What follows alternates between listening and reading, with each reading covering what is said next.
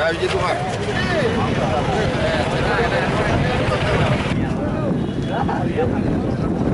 चंद्रबाबू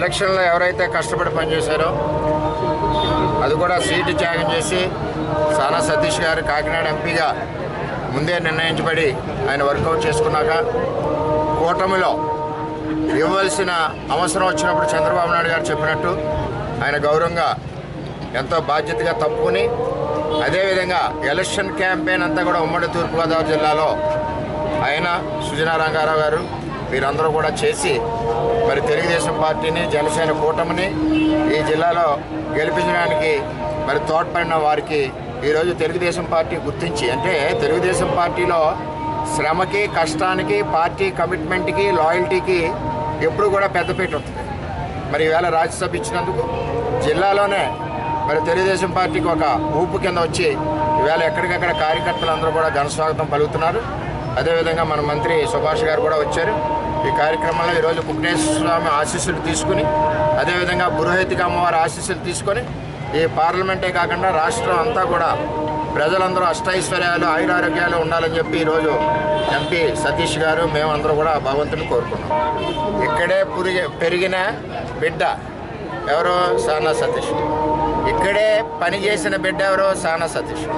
అంచేత స్థానికంగా ఎంపీ అయ్యేసరికి ప్రజలందరికీ ఒక ఆనందం ఉంది. ఆ ఆనందం ఈవేళ మీరందరూ కళ్ళారా చూశారు.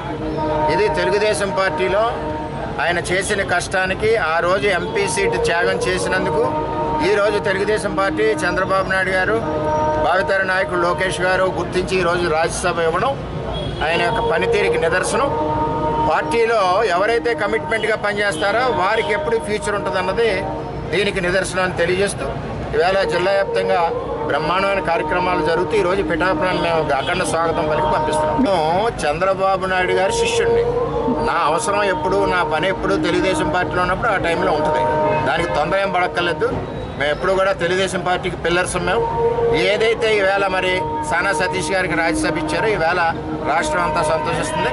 ఆ అమ్మవారు కుక్టేశ్వర స్వామి వారు పురోహితిక అమ్మవారి యొక్క ఆశీస్సులు రాష్ట్ర వ్యాప్తంగా ప్రజలందరికీ, గౌరవ ముఖ్యమంత్రి చంద్రబాబు నాయుడు గారికి, ఉప ముఖ్యమంత్రి పవన్ కళ్యాణ్ గారికి, భావితర నాయకులు లోకేష్ గారికి అందరికీ కూడా అష్ట ఐశ్వర్యాలు, నాయకులందరికీ కూడా ప్రజలకు సేవ చేసే యోగ్యం, రాష్ట్రానికి ముందుకు నడిపించే ధైర్యం, బాధ్యతలు అన్నీ కల్పించాలని అమ్మవారిని కోరుకుంటున్నాను. సార్, నేను కాకినాడ సొంత ఊరు నాది. నేను కాకినాడలో పుట్టి పెరిగి కాకినాడలోనే ఉద్యోగం చేసి కాకినాడలో పెరిగినవాడిని. తిరిగి ఇక్కడ రాజ్యసభకి ఎన్నికై నా ప్రాంతానికి నేను సేవ చేసుకోవడం చాలా ఆనందంగా ఉంది. దీనికి కూటమికి కృతజ్ఞతలు తెలియజేస్తున్నాను.